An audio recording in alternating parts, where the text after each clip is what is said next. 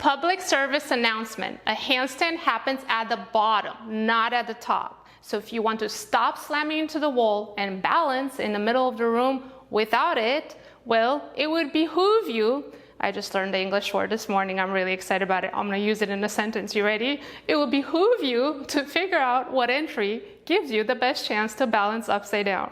So behoove means like it gives you the best chance, okay? So here we go. I have 5 different entrances I want to teach you today. Depending on your body and where you are in this process, pick one that works best for you. Eventually you want to unlock all 5, but let's be real. Start with the one that works, all right? So this is for my students and my future students so we can all get on the same page when you study with me. Entrance numero uno. I'm also learning Spanish. That means 1, all right? You ready? Let's do it. Entrance numero uno, I'm also learning Spanish. It's called Warrior 3. Now, let me show you this Warrior 3 entrance. This is the one that I see the most taught in yoga. So if you're a yogi, you know Warrior 3, right? It's one leg lifting hip level and the toes should be pointing down. Now, I'll show you the problem that I see with this one so you don't do it. You know how you'll complain about shoulder pain? Well, it's because usually this leg will open, so now you're in half moon, you're no longer in Warrior 3. And when you do that, the shoulder does weird things. I'm only gonna demo that once because I don't wanna get injured. So don't do that, you guys. A correct Warrior 3, the toes are pointing down, so see all of your toes. You'd bend this bottom leg and you spring off of it, okay? So this would be the drill that I would want you to do and look at Warrior 3 entrance. Now, this entrance works great for 2 different reasons. If you're not yet kicking up to a handstand, you're learning what to do. You're learning, how do I keep my hands solid? How do I flex this foot? How do I bend this bottom leg and spring off of it? Okay, so if you're a beginner, you're not gonna get up from that entrance, but it's gonna feel restricted in a good way. If you are already handstanding this Warrior 3, I'll demo it on the second side. Because it's so static, it's also a good way to merge the gap between a kick up and a press. So when you're kicking, you're bending. When you're pressing, the leg is straight and you're leaning. Okay? So you'd want to use this entrance for 2 different reasons. To bridge the gap between a kick up and a press, or to actually learn how to kick up correctly. Got it? We're cool? Let's go to entrance number 2. Now, entrance number 2, I call the extended Warrior 3. It's exactly like you're doing, but it's an extended version, so it allows you to use momentum. Let me show it to you and tell you the positives and the downfalls. So you just take a forward fold and then you take one leg back like this. Now, if bending like so is too much compression-wise for your body, you just take this right foot farther back. The hands extend and now you're still springing off this bottom leg, but look how far my shoulders and forearms are. So it's not static. Now you get to go from here to here, here to here. So for someone that needs the momentum, this is a great entrance. For some of my students, this has worked out really well.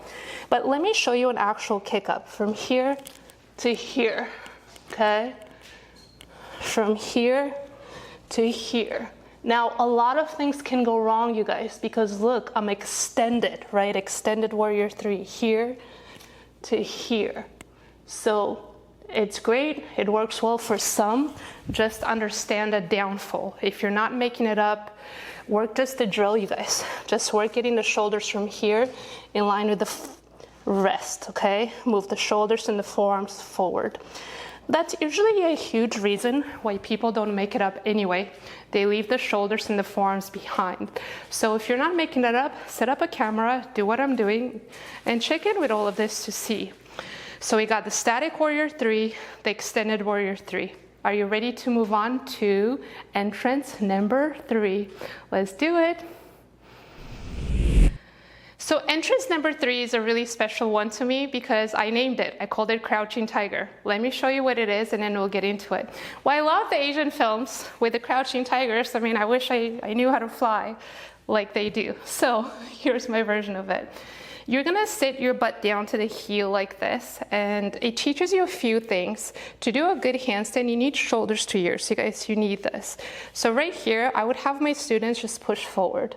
You can see how this upper back is rounding, and if they needed more help, I would just have them take their hand against the wall and do this push. At the same time, in the lower body, as they push forward, I would have them engage their butt.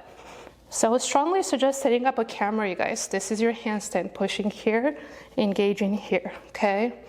Now, the first two entrances, you started with the hands on the floor. This is the first one where your hands are off the ground, okay? So if someone is weak in the shoulders and is very unstable, English, I wouldn't suggest this. I would suggest choosing one that allows you to start with the hands down.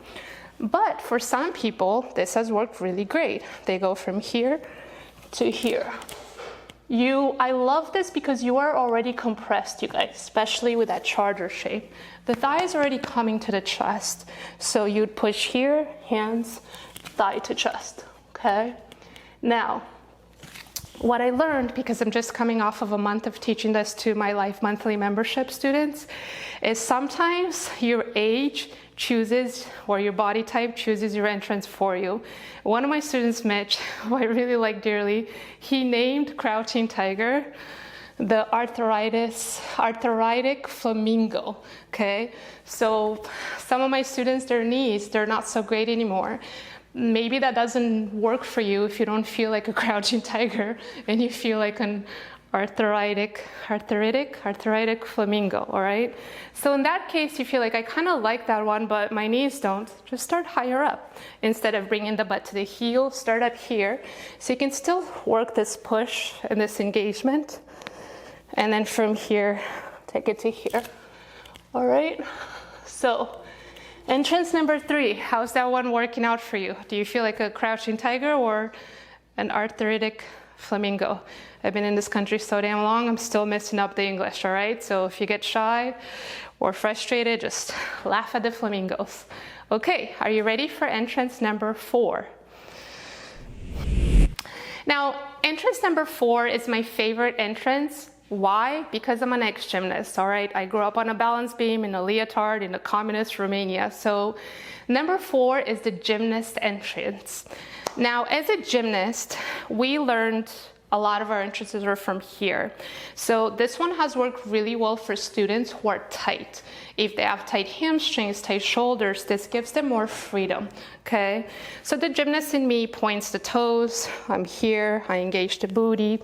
Same thing, you guys, I push. And then I pick a shape that allows me to start to go up, all right? So the gymnast entrance, great entrance. But again, if you had really unstable shoulders, a lot goes wrong from there to there.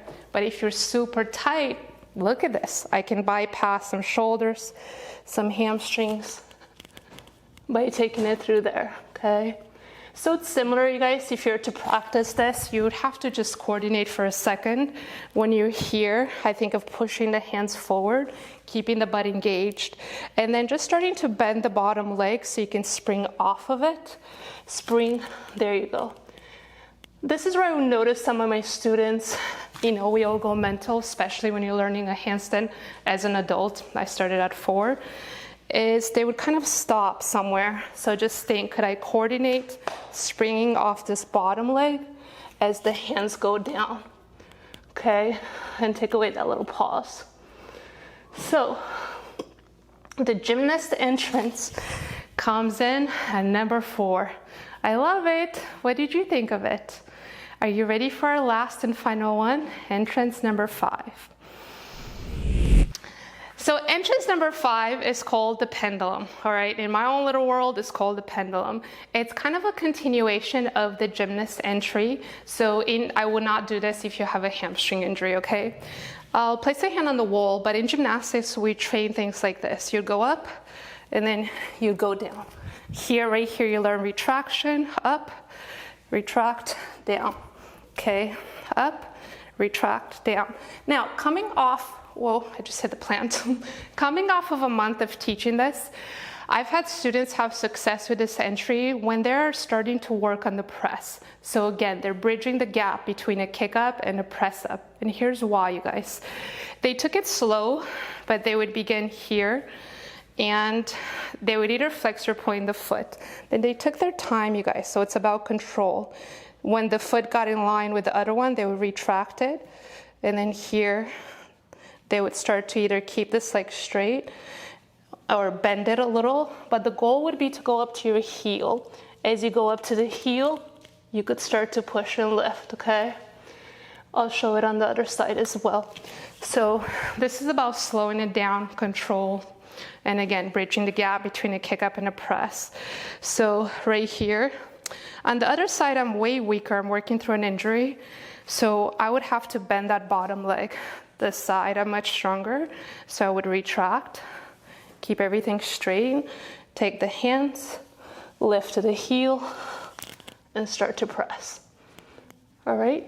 So you can see how it's similar to the gymnast one, but instead of just having the foot here and going for it, you are taking the foot forward and then controlling the descent. All right?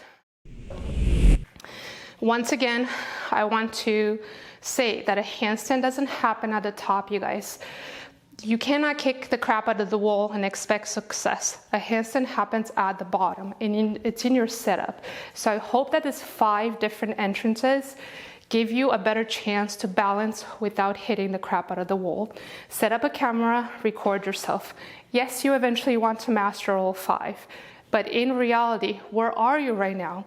Are you bridging the gap between a kick up and a press like I showed? Or are you just simply starting your handstand journey? Which entrance works best for you? So now you have the knowledge, get going and do your practice. See you in a handstand. Bye for now.